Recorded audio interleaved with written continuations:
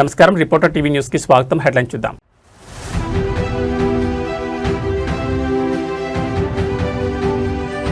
అసమర్థ పాలనతో రైతుల జీవితాలతో ఆటల, ప్రభుత్వంపై మాజీ ఎమ్మెల్యే ధ్వజం.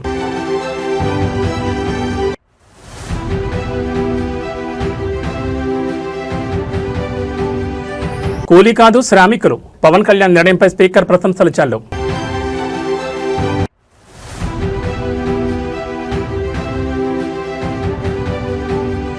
ఫోన్ ట్యాపింగ్ పై సిట్ వేయండి, బెంగళూరు హ్యాకర్లతో నిఘా పెడుతున్నారు ఆర్ఎస్పీ.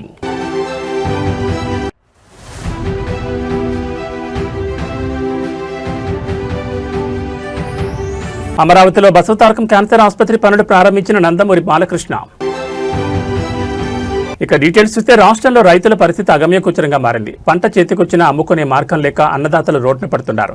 ప్రస్తుత కాంగ్రెస్ ప్రభుత్వంపై మాజీ ఎమ్మెల్యే తీవ్రస్థాయిలో విరుచుపడ్డారు. పంట దిగుబడి కొనుగోలుపై ప్రభుత్వానికి కనీస అవగాహన లేదని, అసమర్థ పాలనతో రైతుల జీవితాలతో ఆడుకుంటున్నారని మండిపడ్డారు.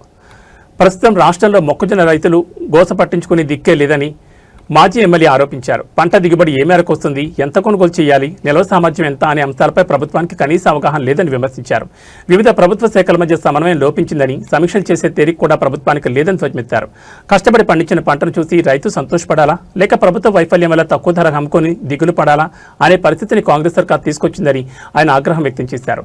రైతులను ఇబ్బంది పెట్టకుండా పంట కొనుగోలు చేసే ఆలోచన గానీ చిత్తశుద్ధి గానీ ప్రభుత్వానికి లేదని మాజీ ఎమ్మెల్యే ఎద్దేవా చేశారు. తక్షణమే మొక్కజొన్న కొనుగోలు కేంద్రాలను ప్రారంభించి రైతులకు మద్దతు ధర కల్పించాలని డిమాండ్ చేశారు. 15 నుంచి 20% పంట ఏదైనా ఎదుగుదల ఉంటుందని చెప్పి ఆనాడే శాస్త్రవేత్తలు ప్రకటించారు. దాన్ని ముందు చూపుతోటి 1,00,000 టన్నుల గోదాములు నర్సాపేట నియోజకవర్గంలో ఉండడం వల్ల ప్రతి రైతు పండించిన ప్రతి గింజ నిల్వ చేసుకునే సామర్థ్యం మనకు అందుబాటులో ఉంటుంది అని చెప్పి ముందస్తు ప్రణాళికతో ఆనాడు రిస్క్ తీసుకుని రాత్రి మూలు కష్టపడి బీఆర్ఎస్ పార్టీ నేను ఎమ్మెల్యే ఉన్నప్పుడు గోదాముల నిర్మాణం పూర్తి చేసినాం. ఇవాళ దిక్కు లేదు, పంటల కొనుగోలు సమన్వయం లేదు. ఇలా మార్కెట్ మధ్యలో ఎస్డబ్ల్యూసి గోదాముల మధ్యలో, అదే రెవెన్యూ శాఖ మధ్యలో, పోలీస్ శాఖ మధ్యలో, వ్యవసాయ శాఖ మధ్యలో, దాంతోపాటు సివిల్ సప్లైస్ డిపార్ట్మెంట్ మధ్యలో సఖ్యత కుదిర్చేటువంటి పెద్ద దిక్కు ఒక్కడు కూడా లేరు నర్సపేట ప్రాంతంలో. కాబట్టి ఇలా రోడ్ల మీద మండు టెండర్లు రైతులు మండి ఇలా మసైపోతున్నారు. ఇవాళ ఈ దుస్థితి అనేది నిజంగా బాధకరం. 15 రోజుల్లో 20 రోజుల్లో కాంటాలు అయిపోతాయి. దాని మళ్ళీ దిగుమతప్పుడు కూడా ఎన్ని హమాలి టీములు పనిచేయాలి, ఎంతమంది మ్యాన్ పవర్ ఉంటే ఇది సాధ్యమైంది, ఎన్ని రకాల ట్రాన్స్పోర్ట్ వాహనాలు అందుబాటులో ఉండాలనేది ఒక శాస్త్రీయ సమీక్ష ఈ నర్సంపేటలో చేసే దిక్కు లేదు వరంగల్ జిల్లాలో. కాబట్టి ఈ దుస్థితి వచ్చింది. ఈ దుస్థితి మొత్తం తెలంగాణ రాష్ట్రం మొత్తం ఈ దరిద్రమే పట్టింది. ఎక్కువ పంట దిగుబడి వచ్చి సంతోషపడాలా రైతు, లేదా కళ్ళ ముందంటే పంట తక్కువ ధరకు అమ్ముకొని దిగాలు పడాలా అనే స్థితికి ఇవాళ కాంగ్రెస్ ప్రభుత్వం తీసుకొచ్చింది. ఇవాళ 2,400 రూపాయల మొక్కజొన్న మద్దతు ధర బయట 1,600 నుంచి మొదలైంది. ఇలా 1,800, 1,850, 1,900 కొంటున్నారు. మిగతా 600 రూపాయలు, 700 రూపాయలు ఒక క్వింటాకు లాస్ అవుతున్నారు. ఇలా 40 క్వింటాల దిగుబడి వచ్చింది. 40 క్వింటాల దిగుబడి వచ్చింది. 600 చొప్పున ప్రైవేట్లో అమ్ముకుంటే నష్టం జరిగినా ఇలా 24,000 రూపాయలు ఒక ఎకరా పండించిన మొక్కజొన్న రైతుకు 24,000 రూపాయలు వాళ్ళ ఖాతాలో పడాల్సినటువంటి పైసలు ఇలా మట్ల గడిచిపోతున్నాయి. దీనికి 100% కాంగ్రెస్ అసమర్థ నిర్ణయాలు. ఇది ఖచ్చితంగా రైతులను మోసం చేసినట్టు ప్రభుత్వం. దీన్ని ఖచ్చితంగా నిలదీయాల్సిందే. జరిగిన నష్టానికి ప్రభుత్వం బాధ్యత వహించాలి. మండలానికి ఒక్క సెంటర్ పెట్టినప్పుడు ఇది బోగస్. ఆనాడు నేను ఎమ్మెల్యే ఉన్నప్పుడు ముఖ్యమంత్రి గారు కొట్లాడి ప్రతి మండలానికి 6 నుంచి 7 సెంటర్లు తీసుకొచ్చి ఒక నర్సంపేట నియోజకవర్గంలో 42 సెంటర్లు పెట్టించినాం. ఎక్కడిదక్కడ కాంటాలేని బాధలు లేకుండా, ఇబ్బందులు లేకుండా, భద్రత ఉండే, భరోసా ఉండే. కాంటాలవి కూడా 1,00,000 బస్తాలు కేంద్రాలలో ఉంటే అవి ట్రాన్స్పోర్ట్ అయ్యి గోదాం చేరేదాకా రైతుకేం బాధ్యత? కాంటా అయిన తర్వాత రైతుకు బాధ్యత ఎందుకు? కాంటా అయిన తర్వాత కొనుగోలు కేంద్రానికి బాధ్యత, ప్రభుత్వానికి బాధ్యత. బస్తా వేయినా, బస్తా ఉన్నా, ట్రాన్స్పోర్ట్ అయినా, ట్రాన్స్పోర్ట్ కాకుండా బాధ్యత ఎవరిది? రైతులకు ఏం సంబంధం? ఇది ముమ్మాటికి ముఖ్యమంత్రి రేవంత్ రెడ్డి, కింద ఇక్కడ ఎమ్మెల్యే మాధవరెడ్డి దీనికి బాధ్యత వహించాలని చెప్పి మరొకసారి మేము డిమాండ్ చేస్తాం. నేడు మేడే ప్రపంచ కార్మిక దినోత్సవం. ఈ సందర్భంగా ఆంధ్రప్రదేశ్ శాసనసభ స్పీకర్ చింతకాయల అయ్యన్న పాత్రుడు ఆసక్తికర వ్యాఖ్యలు చేశారు. కార్మికుల గౌరవాన్ని పెంచే దిశగా ఉప ముఖ్యమంత్రి పవన్ కళ్యాణ్ తీసుకున్న నిర్ణయాన్ని ఆయన కొనియాడారు. మరోవైపు టాలీవుడ్ నేచురల్ స్టార్ నాని కూడా శ్రామిక లోకానికి తనదైన శైలిలో శుభాకాంక్షలు తెలిపారు. శ్రమని ఆయుధమైతే విజయం నీ బానిసవుతుంది. ఈ మాటను నిజం చేస్తూ సమాజం కోసం కష్టపడే ప్రతి ఒక్కరిని గౌరవించుకోవాల్సిన బాధ్యత మనపై ఉందని స్పీకర్ అయ్యన్న పాత్రుడు పేర్కొన్నారు. ముఖ్యంగా సమాజంలో ఎంతో కాలంగా వాడుకలో ఉన్న కూలీ అనే పదాన్ని తుడిచివేసి వారిని గౌరవప్రదంగా శ్రామికులు అని పిలవాలని పవన్ కళ్యాణ్ ఆకాంక్షించారని ఆ మార్పు కోసమే ఆయన నిరంతరం కృషి చేస్తున్నారని అయ్యన్న పాత్రుడు వెల్లడించారు. శ్రమజీవుల ఆత్మగౌరవాన్ని కాపాడమే ప్రభుత్వ లక్ష్యమని ఆయన స్పష్టం చేశారు. మరోవైపు natural star Nani social media వేదికగా స్పందిస్తూ అందరికీ మేడే శుభాకాంక్షలు తెలిపారు. నిరంతరం కష్టపడుతూ దేశాభివృద్ధిలో పాలు పంచుకుంటున్న ప్రతి ఒక్క చేతికి శాల్యూట్ చేస్తున్నట్లు ఆయన పేర్కొన్నారు. సమాజం ఏ స్థాయిలో ఉన్నా దాని వెనుక శ్రామికుల కష్టం మరవలేందని సినీ ప్రముఖులు కొనియాడుతున్నారు. నిజమైన హీరోలు శ్రమజీవులే అని చాటి చెప్తున్న ఇటు రాజకీయ అటు సినీ ప్రముఖుల సందేశాలు ఇప్పుడు సోషల్ మీడియాలో వైరల్ అవుతున్నాయి. మేడే సందర్భంగా మీ అందరికీ మేడే శుభాకాంక్షలు తెలియజేసుకుంటా ఉన్నాను. ఈ రాష్ట్రంలో ఉన్నటువంటి శ్రామిక సోదరులందరికీ కూడా మేడే శుభాకాంక్షలు తెలియజేస్తున్నానండి. ఈ పథకం పెట్టినప్పుడు ఉపాధి హామీ కూలీలు అని చెప్పి పిలిచేవాళ్ళం మనం. రాష్ట్ర వ్యాప్తంగా కూలీలు అన్న పదం కాదు, అది సరైన పదం కాదు. ఆ పదాన్ని తీసేసి ఉపాధి హామీ పథకం శ్రామికులు అని చెప్పి పదం మార్చి ఇటువంటి పని చేసిన వాళ్ళకి కూడా గౌరవప్రదంగా పిలవాలని చెప్పి ఒక ఆలోచన చేసినటువంటి వ్యక్తి పవన్ కళ్యాణ్ గారు.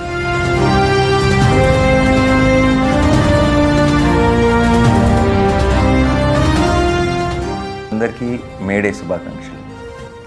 Whenever there is any workplace accidents happening, he also made sure that initially it was 50,000 that they're given, but now he has increased it to 4 to 6 lakhs. I think that's a great initiative by our Pawan Kalyan Garu.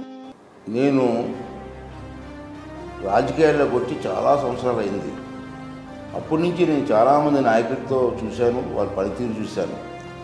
నేను చూసిన దాంట్లో చూస్తే compare చేస్తే రాష్ట్రంలో చాలామంది నాయకులు ఉంటారు, నేను కాదన్నా. కానీ తపన ఉన్న నాయకులు కొంతమందే ఉంటారు. అటువంటి వారిలో పవన్ కళ్యాణ్ గారు ఒకరని చెప్పి నా తాలూకు భావన. ఇంకేంటంటే అతను చేస్తున్న కార్యక్రమాలు ఒక తపనతో చేస్తున్నారు. ఏదో ఒకటి చెయ్యాలన్న తపన అతనిలో కనపడుతుంది. ఈ రాష్ట్ర ప్రజలకి, ఈ శ్రమజీవులకి, ఈ గ్రామ స్థాయిలో ఉన్నటువంటి రోడ్లకి అన్నీ కూడా ఏదో చేయాలని తపన నాకు కనపడుతుంది. అటువంటి తపనున్న నాయకుడు చాలా అరుదు నేను చూసిన వాళ్ళలో. అటువంటి నాయకుడు మనకు లభించడం మనందరూ అదృష్టంగా భావించాలి. అతను చేస్తున్న ప్రతి కార్యక్రమాన్ని కూడా మనసు పెట్టి ఆలోచించి రాష్ట్రాన్ని అభివృద్ధి చేయడంలో మన తాలూకు సహకారం అతనికి అందించాలని చెప్పి నేను మనస్ఫూర్తిగా కోరుకుంటూ, ఈ అందరి తాలూకు ఆశీర్వాదం పవన్ కళ్యాణ్ గారికి ఇచ్చి ఇటువంటి కార్యక్రమాలు మరిన్ని కార్యక్రమాలు తీసుకొచ్చి ఈ రాష్ట్ర అభివృద్ధిలో అతను భాగస్వామి అవ్వాలని చెప్పి మనస్ఫూర్తిగా భగవంతుని కోరుకున్నారండి. ప్రధానమంత్రి గారి దగ్గర నుంచి, ముఖ్యమంత్రి గారి దగ్గర నుంచి చిట్ట చివరన ఉన్న సచివాలయం ఉద్యోగుల వరకు అందరూ కట్టుదిట్టంగా ఒకటే మాట మీద ఉంటే మేమందరం మీకు ఈ చిన్నపాటి ఆనందం మేము చూడగలుగుతున్నాం మీ కళ్ళల్లో.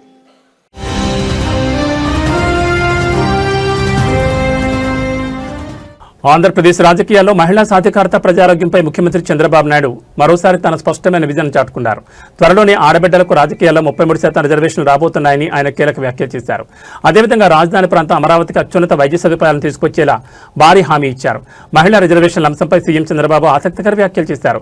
గతంలో విపక్షాలు మహిళా రిజర్వేషన్లు అడ్డుకున్నాయని, కానీ త్వరలోనే చట్టసభల్లో ఆడబిడ్డలకు 33% కోట అమలు కాబోతుందని ఆయన ధీమా వ్యక్తం చేశారు. మహిళా శక్తికి ప్రాధాన్యత ఇచ్చినప్పుడే సమాజం అభివృద్ధి చెందుతుందని ఆయన పునరుద్ఘాటించారు. కేవలం రాజకీయాలే కాకుండా సామాన్యుల ఆరోగ్యానికి భరోసా కల్పించడమే తమ ప్రభుత్వ ప్రాధాన్యత అని ముఖ్యమంత్రి స్పష్టం చేశారు. ప్రతి ఒక్కరికి మెరుగైన వైద్యం అందించాలనే లక్ష్యంతో అమరావతిలో ఈఎస్ఐ ఆసుపత్రిని ఏర్పాటు చేయబోతున్నట్లు ప్రకటించారు.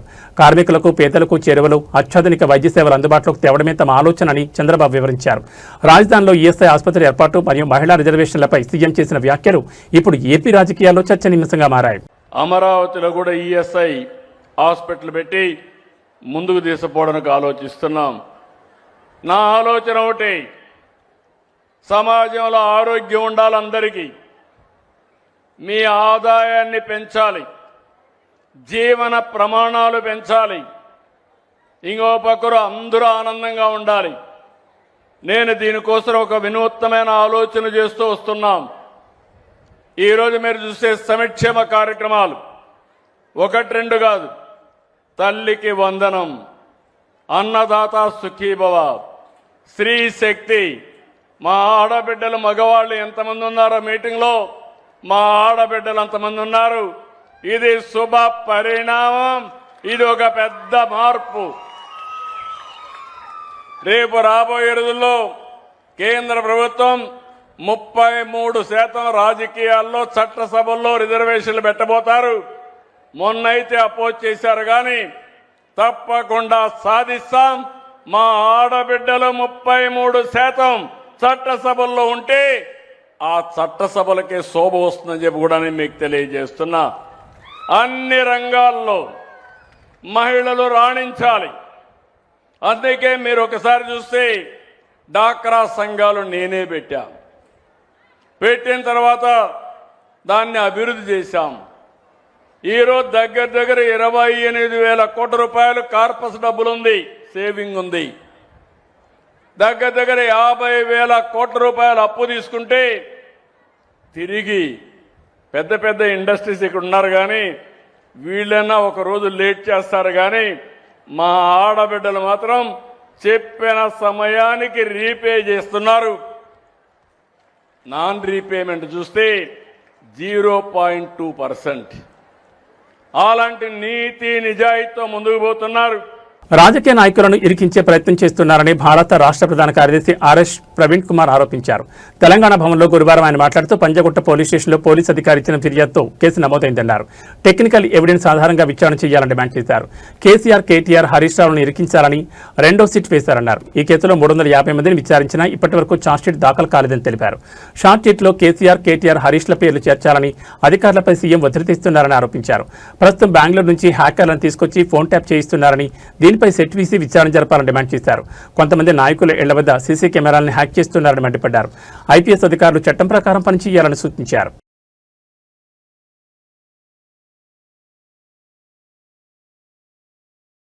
ఈ రోజు ప్రపంచ కార్మిక దినోత్సవం. చెమట చుక్కను పెట్టుబడిగా పెట్టి ప్రపంచ గమనాన్ని నడిపిస్తున్న శ్రామిక శక్తికి బంధనం చేసే రోజు. మేడే సందర్భంగా ఆంధ్రప్రదేశ్ రాష్ట్ర మంత్రి అచ్చెన్నాయుడు కార్మికులకు, కర్షకులకు ఘనంగా శుభాకాంక్షలు తెలిపారు. దేశ ఆర్థిక వ్యవస్థకు వెన్నెముక కార్మికులేనని ఆయన ఈ సందర్భంగా కొనియాడారు. అమరావతిలో జరిగిన మేడే వేడుకల్లో పాల్గొన్న మంత్రి అచ్చెన్నాయుడు కార్మిక లోకానికి సంఘీభావం ప్రకటించారు. ఏ దేశ అభివృద్ధి అయినా అక్కడి కార్మికులు, కర్షకుల కష్టం మీదనే ఆధారపడి ఉంటుందని ఆయన స్పష్టం చేశారు. సమాజంలో ప్రతి ఇటుకు వెనుక, ప్రతి అభివృద్ధి వెనుక కార్మికుల శ్రమ దాగి ఉందన్నారు. కార్మికుల సంక్షేమానికి ప్రభుత్వం కట్టుబడి ఉందని, వారి హక్కుల పరిరక్షణలో రాజీ పడే ప్రసక్తే లేదని మంత్రి పేర్కొన్నారు. దేశం ఆర్థికంగా బలోపేతం కావాలంటే శ్రామిక శక్తికి సరైన గుర్తింపు, గౌరవం దక్కాలని ఆయన ఆకాంక్షించారు. ఈ కార్యక్రమంలో పలువురు కార్మిక సంఘాల నాయకులు మరియు ప్రభుత్వ ప్రతినిధులు పాల్గొన్నారు.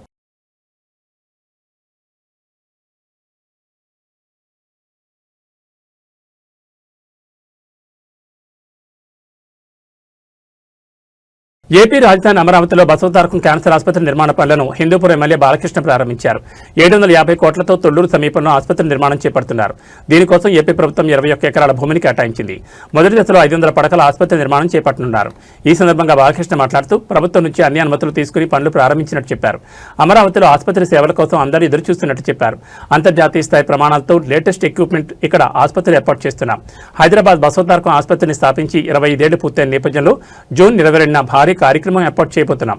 ఈ కార్యక్రమానికి 2 రాష్ట్రాల ముఖ్యమంత్రులు, కేంద్ర మంత్రులను ఆహ్వానించనున్నామని బాలకృష్ణ తెలిపారు.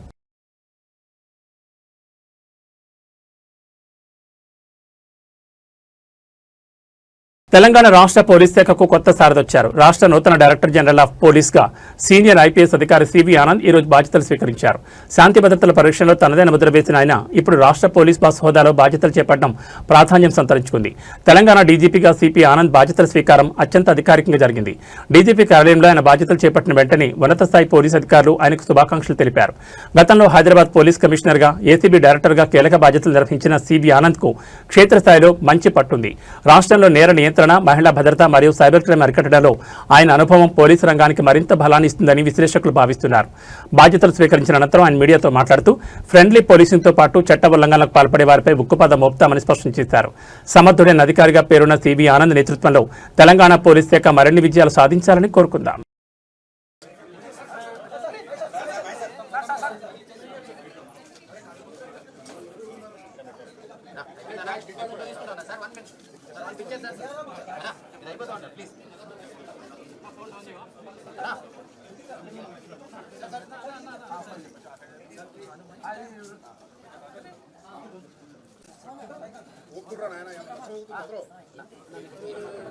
ఓ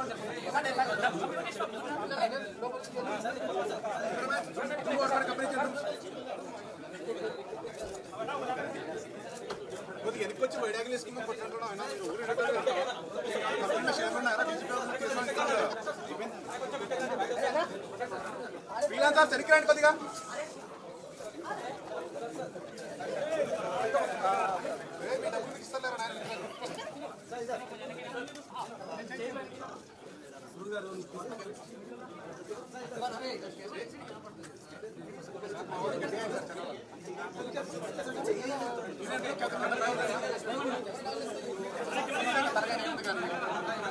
గుంటూరు ప్రభుత్వ సామాన్య ఆసుపత్రి రణరంగంగా మారింది. అత్యవసర విభాగం వద్ద పోలీసులు, వైసీపీ ఎమ్మెల్సీ లేళ్ల అప్పిరెడ్డి మధ్య తీవ్ర వాగ్వాదం చోటు చేసుకుంది. ఆసుపత్రికి వచ్చిన ఎమ్మెల్సీని పోలీసులు లోపలికి వెళ్లకుండా అడ్డుకోవడంతో అక్కడ ఉద్రిక్త పరిస్థితి నెలకొంది. గుంటూరు జీజీహెచ్ ఎమర్జెన్సీ వార్డు వద్ద పోలీసుల తీరుపై తీవ్ర విమర్శలు వ్యక్తమవుతున్నాయి. అత్యవసర విభాగంలో చికిత్స పొందుతున్న ఓ రోగిని పరామర్శించేందుకు వచ్చిన ఎమ్మెల్సీ లేళ్ల అప్పిరెడ్డిని పోలీసులు మధ్యలో నిలిపివేశారు. ఎమ్మెల్సీ అని చెప్పినా వినకుండా ఎమర్జెన్సీ వార్డు డోర్ మూసివేసి పోలీసులు అత్యుత్సాహం ప్రదర్శించారని ఆరోపణలు వస్తున్నాయి. తాను కేవలం రోగిని చూడడానికి మాత్రమే వచ్చారని ఎమ్మెల్సీ స్పష్టం చేసినా పోలీసులు అనుమతించకపోవడంతో పరిస్థితి ఉద్రిక్తంగా మారింది. అసలు ప్రభుత్వ ఆసుపత్రి గేట్లు ప్రజాప్రతినిధులకు ఎలా మూసివేస్తారని, సామాన్య ప్రజల పరిస్థితి ఏంటని ఎమ్మెల్సీ అనుచరులు ఆగ్రహం వ్యక్తం చేశారు. పోలీసుల తీరును నిరసిస్తూ ఎమ్మెల్సీ అప్పిరెడ్డి అక్కడే నిలదీయడంతో ఆసుపత్రి ప్రాంగణంలో కాసేపు గందరగోళం ఏర్పడింది. ప్రభుత్వ ఆసుపత్రిలో చోటు చేసుకున్న ఈ ఘటనపై అటు రాజకీయ వర్గాల్లో ఇటు ప్రజల్లో పెద్ద ఎత్తున చర్చ జరుగుతోంది.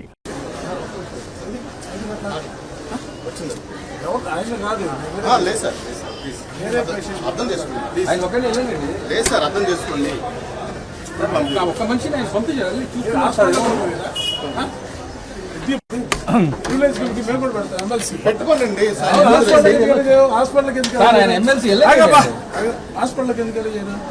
ఆయన ఎక్కడ మీరు కాబట్టండి హాస్పిటల్కి ఎందుకు పేషెంట్ చుట్టారు వేరే పేషెంట్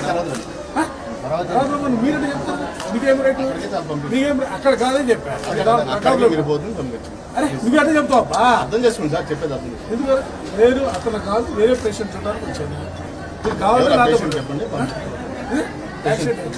నూరు తీస్తా పేషెంట్ ఉంది, మా ఇంకో పేషెంట్ నూరు తీస్తా పేరు మా పిన్ని పిల్లలు ఉంటే కావాలి. సర్జరీ ఆల్రెడీ జరిగింది. ఆల్రెడీ నేను అవకాశం వచ్చా యాక్చువల్గా చూపించమంటారా ఏంటి? హాస్పిటల్ అతను వేరే చోట పెట్టుకోండి. మీరు పెట్టుకోండి హాస్పిటల్కి అంటే హాస్పిటల్ మీ ఎట్లా మీరు గెట్ చెప్తున్నారు నాకు అర్థం కాదు. గవర్నమెంట్ హాస్పిటల్ మీ హ్యాండ్ ఓవర్ ఉంటుంది. తొమ్మిది చేస్తున్నా అదబ్బా మీరు అడిగే ప్రశ్న ఏంటంటే హాస్పిటల్ మీ హ్యాండ్ ఓవర్ ఉంటుందా? మీ హ్యాండ్ ఓవర్ ఉండకపోతే మీరు ఆయన పేషెంట్ మీరు వేరే చోట పెట్టుకోవాలా? పెట్టుకోవాలి. హాస్పిటల్ మీ హ్యాండ్ ఓవర్ ఉంటుందా? గవర్నమెంట్ హాస్పిటల్ మీ హ్యాండ్ ఓవర్ గవర్నమెంట్ మీ హ్యాండ్ ఓవర్ లేదు. మీరు పంపించాలి పేషెంట్ మీరు మీరు ఎట్లా ముస్తారు? Gate government hospital main gate మీరు మూసేస్తారా? చెప్పండి. పబ్లిక్ కదా, ఆ పబ్లిక్ లోన పోనీరా? హాస్పిటల్ లోన పోనీరా? ఈ పేషెంట్ ఎవరో కనుక్కోమని చెప్పారు. మా పేషెంట్ మీకు చెప్పాల్సిన అవసరం ఎమ్మెల్సీ మీరు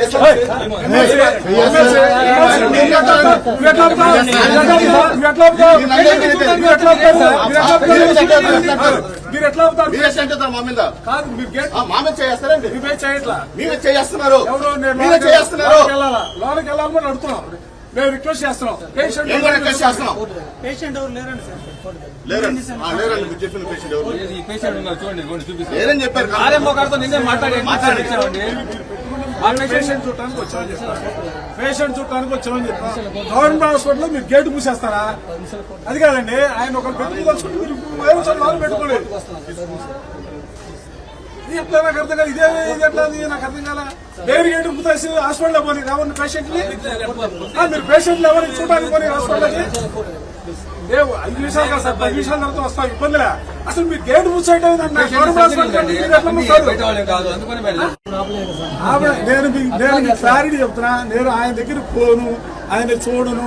నేను వేరే పేషెంట్ చూడటానికి వచ్చా. మీరు ఆయన ఎక్కడున్నాడో ఆ పక్కకుండా వేరే సైడ్ నుంచి పోతా. నాకు అర్థం కాల. గేట్ వేయడం ఏంటి? నాకు అర్థం కాల. గవర్నమెంట్ హాస్పిటల్ గేట్ వేయడం ఏంటి? గేట్ మీరు ఏం చేశారు? గేట్ అయ్యేది లేదా దౌరా వేసేయండి, సూపర్కి వెళ్ళిపోతాం. మేము మీ క్లారిటీ చెప్తున్నా, మేము ఆయన దగ్గరికి పోను, నేను ఆయన కలవను. నేను వేరే పేషెంట్ చూడడానికి వచ్చా. ఆయన దగ్గర పోకుండా మీరు ఆయన ఎక్కడ పెట్టారు? ఆడ తిరుపతి ఆపు అక్కడ ఎవరు తిన్నారు?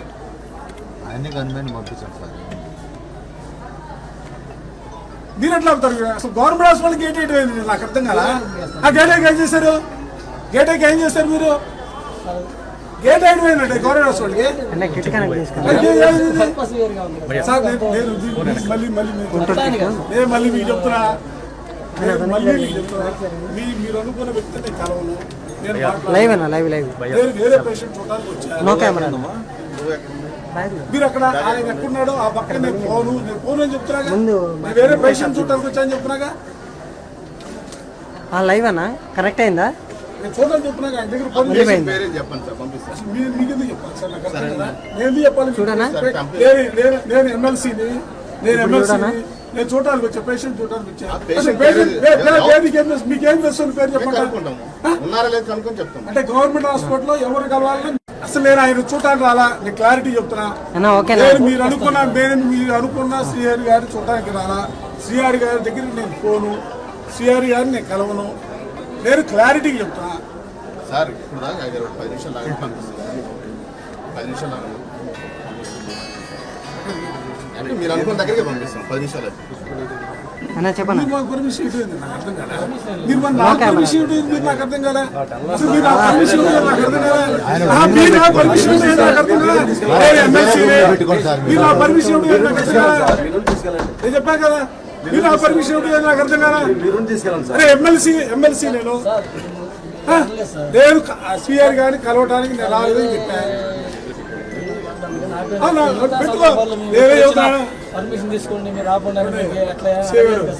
మీరేం చేయాలా? మీరు ఆయన తీసుకెళ్ళి ఒక పక్కన కూర్చోబెట్టుకోండి, మాకు అభ్యంతరం. ఆయన ఎవరిని కలగని పాటు మాకు అభ్యంతరం. కానీ మమ్మల్ని ఆపుతారేంటి నాకు అర్థం కదా. మమ్మల్ని ఆపుతారేంటి మీరు అర్థం. అసలు గవర్నమెంట్ హాస్పిటల్ గేట్ వేయడం ఏంటండి బాబు? అసలు ఈ ప్రపంచంలో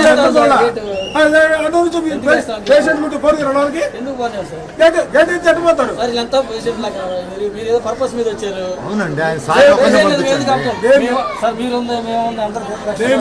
నేను మీకు చెప్తున్నా, మేము ఆయన కలవనని చెప్పిన కూడా మీరు ఎందుకు అవుతున్నాడు అర్థం కదా. మీరు ఎందుకు నమ్ముతారు? మీరు ఆయన కావాలంటే ఎక్కడో పెట్టుకోండి, మేము వద్దట్లేదు కదా. కనెక్ట్ అవుతుందో పోతుందా నాకేది?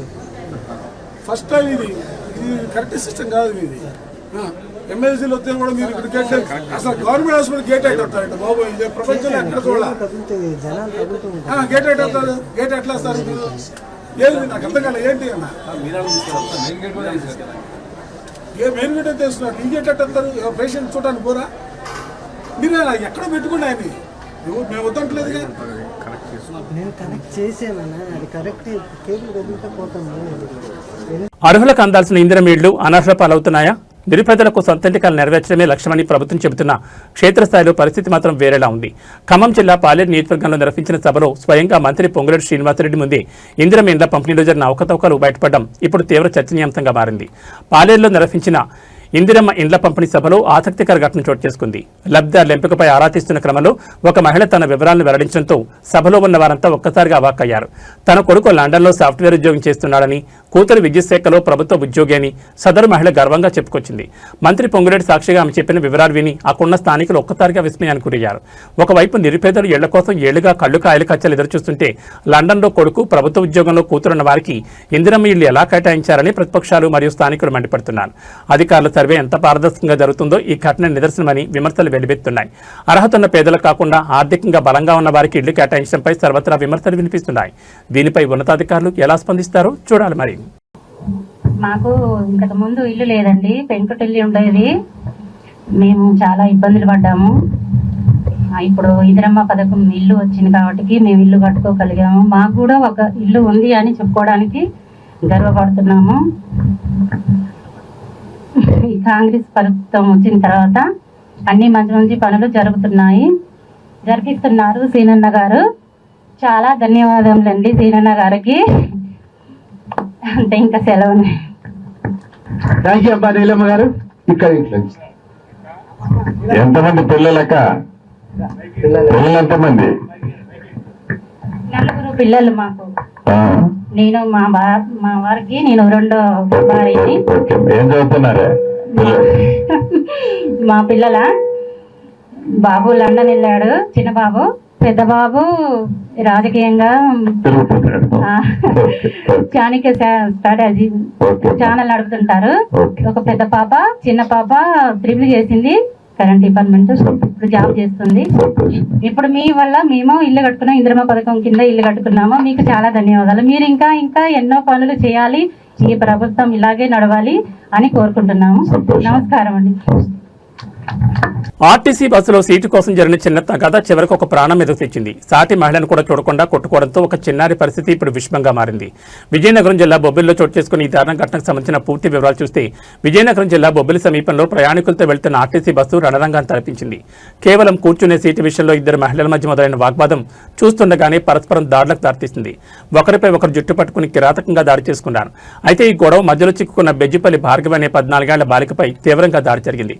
మహిళల ఘర్షణలో బాలికకు బలమైన గాయాలు కావడంతో అక్కడికక్కడే స్పృహ కోల్పోయింది. పరిస్థితి ఆందోళనకరంగా ఉండడంతో గమనించిన స్థానికులు వెంటనే ఆమెను విజయనగరం ప్రభుత్వ ఆసుపత్రికి తరలించారు. ప్రస్తుతం ఆ బాలిక పరిస్థితి అత్యంత విషమంగా ఉన్నట్లు సమాచారం. ఒక చిన్న సీటు కోసం ఇంత దారుణంగా ప్రవర్తించాలా అంటూ ప్రయాణికులు విస్మయం వ్యక్తం చేస్తున్నారు. పోలీసులు కేసు నమోదు చేసుకుని దర్యాప్తు చేస్తున్నారు. కేవలం సీటు కోసం జరిగిన ఈ ఘర్షణ ఒక నిండు ప్రాణాన్ని ప్రమాదంలోకి నెట్టింది.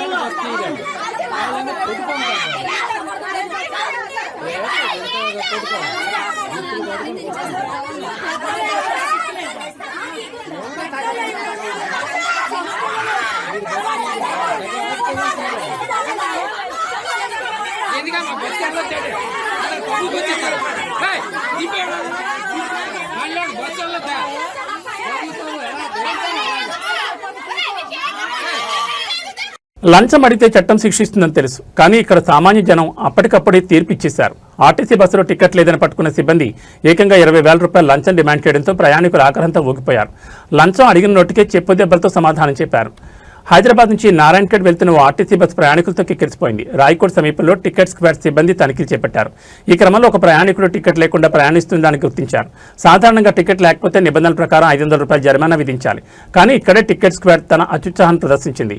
సదరు ప్రయాణికుడు బెదిరించి ఏకంగా 20,000 రూపాయలు లంచం ఇవ్వాలని డిమాండ్ చేశారు. టికెట్ లేని సామాన్యుడిపై అంత భారీ మొత్తంలో వసూలు దిగడంతో తోటి ప్రయాణికులు ఒక్కసారిగా తిరగబడ్డారు.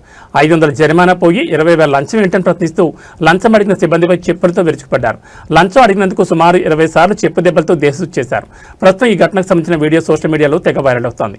నిబంధనల పేరుతో సామాన్యులను పీడించే సిబ్బందికి ఈ ఘటన ఒక హెచ్చరికగా మారింది. దీనిపై ఆర్టీసీ ఉన్నతాధికారులు ఎలాంటి చర్యలు తీసుకుంటారో వేచి చూడాలి.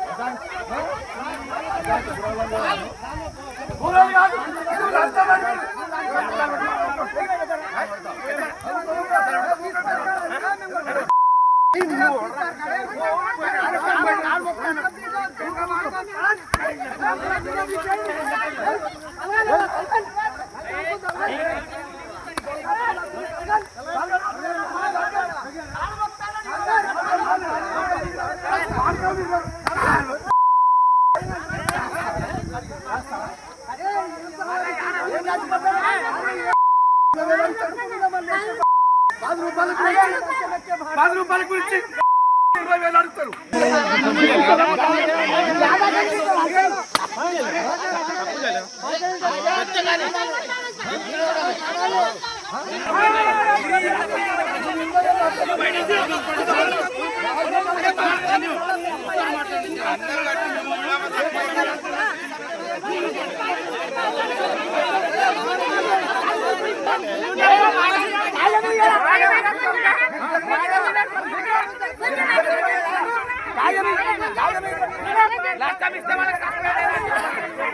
భాగ్యనగరంలో పెట్రోల్ బంకుల ఆగడాలకు అడ్డు అదుపు లేకుండా పోతోంది. లీటర్లలో కోత పెట్టడం పాత పద్ధతి. ఇప్పుడు ఏకంగా కారు ట్యాంక్ సామర్థ్యాన్ని మించి పెట్రోల్ పోసి బిల్లులు వసూలు చేస్తూ వినియోగదారులను నిలువున ముంచేస్తున్నారు.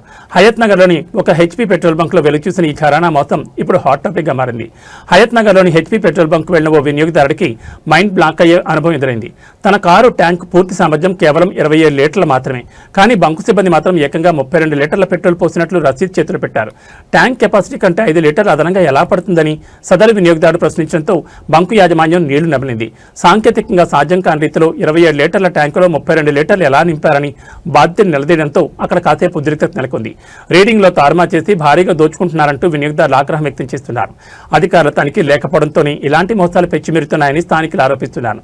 తక్కువ పెట్రోల్ పోసి ఎక్కువ బిల్లులు వేస్తున్న ఇలాంటి బంకులపై పౌర సరఫరాల శాఖ అధికారులు కఠిన చర్యలు తీసుకోవాలని వాహనదారులు డిమాండ్ చేస్తున్నారు.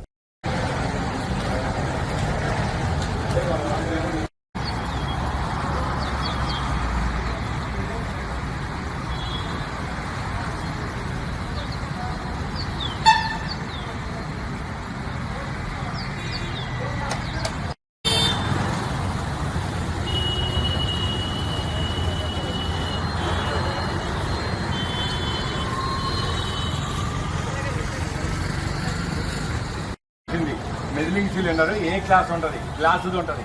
5 లీటర్ల మెజిలింగ్ సిలిండర్లో కొడితే నీకు వస్తుంది. అది కాకుండా నువ్వు ఏదో ఒక పెద్ద 5 లీటర్ల జగ్గు తెచ్చి చేస్తా అంటే కుదరదు. జగ్గు నీకు పరిమాణం కాదు, ఒక చట్టం ఉంటుంది. దీనికి కూడా తూలికలు, ప్రమాణికలు, కొలతలు అనేది ఒకటి ఉంటుంది. ఆ జగ్గు కాదు నీ లెక్క. 5 లీటర్ల మెజిలింగ్ సిలిండర్ తీసుకురా, నేను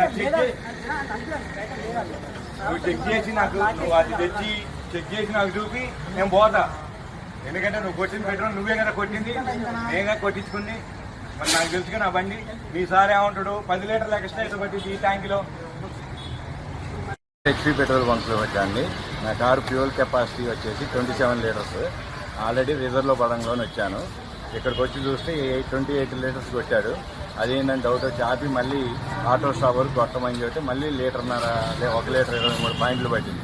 మొత్తం ఈ లెక్కన 29 లీటర్లు 23 పాయింట్లు పట్టింది. ఆల్రెడీ నా దాంట్లో 2-3 లీటర్లు ఉన్నా కానీ 32 లీటర్లు దాటింది. కానీ ఇది కెపాసిటీ 27 లీటర్స్. అదేంటని అడిగితే పోలీస్ స్టేషన్లో కేసు పెట్టుకోండి అని చెబుతున్నారు. వీళ్ళ దగ్గర కొలవడానికి మెజిలింగ్ సిలిండర్ లేదు ఏ క్లాస్ది. ఒక ఏదో 5 లీటర్స్ జార్ ఉంది, ఆ జార్ తీస్తామంటారు. ఆ జార్ కాదండి, అది క్యాలిబ్రేటెడ్ కాదు. మెజిలింగ్ సిలిండర్ తీసుకురామంటే మేము తీసుకురాము, మీకు యాక్ట్ అయింది లేదా మీకు మెకానిక్ అడిగిపోయి మీ బండిలోనే ప్రాబ్లం ఉంది, పోయి చెక్ చేయించుకోరా అని అన్నట్టు మాట్లాడుతున్నారు. అది కాదు ఇది కాదంటే పోలీస్ స్టేషన్ పోండి అంటారు. కానీ మేనేజర్ని పిలిచి ఆయన ఇంతవరకు రాలేదు. ఎండిఎం మా బంకులో ఏం జరగలేదు, మీరే అబద్ధం ఆడుతారు, మీకు నచ్చిన కింద చేసుకోపోండి అని ఆయన చెప్పి ఫోన్ పెట్టేసింది. ఇది జరిగిందండి. ఈ బంక్ వచ్చేసి HP petrol bunk height Nagar Raghavendra hotel దగ్గర ఉంటుంది. Radio station opposite bunk. Tollywood లో మరో క్రేజీ మాస్ కాంబో ఫిక్స్ అయింది. బాలకృష్ణ హీరోగా కొట్టాల శివ దర్శకత్వంలో సినిమా రానున్నట్లు ఎన్నో రోజులుగా వార్తలు వస్తున్న విషయం తెలిసిందే. నేడు ఈ ప్రాజెక్ట్ అధికారికంగా ప్రకటించారు. కొరటాల శివ మార్క్ సామాజిక సందేశంతో పక్కా మాస్ యాక్షన్ ఎంటర్టైనర్ గా ఈ సినిమా ఉండబోతున్నట్టు తెలుస్తోంది. అధికారానికి ఉద్దేశం తోడైతే అది ఉద్యమంగా మారుతుంది అనే పవర్ఫుల్ కొటేషన్లో టీం దీనిపై అంచనాలు పెంచేసింది. దర్శకుడు కొరటాల శివ ఇప్పటికే స్క్రిప్ట్ వర్క్ పూర్తి చేశారని, త్వరలోనే రెగ్యులర్ షూటింగ్ ప్రారంభమవుతుందని టీం తెలిపింది. దీనికి సంబంధించిన మరిన్ని వివరాలు వెల్లడించనున్నారు. ప్రస్తుతం బాలకృష్ణ గోపీచంద్ మల్లేని దర్శకత్వంలో ఓ సినిమాలో నటిస్తున్నారు. వీరసింహారెడ్డి తర్వాత బాలకృష్ణ గోపీచంద్ మల్లేని దర్శకత్వంలో రూపొందిన చిత్రం ఇది. ఇందులో బాలయ్యకు జోడీగా నయనతార నటిస్తున్నట్లు సమాచారం.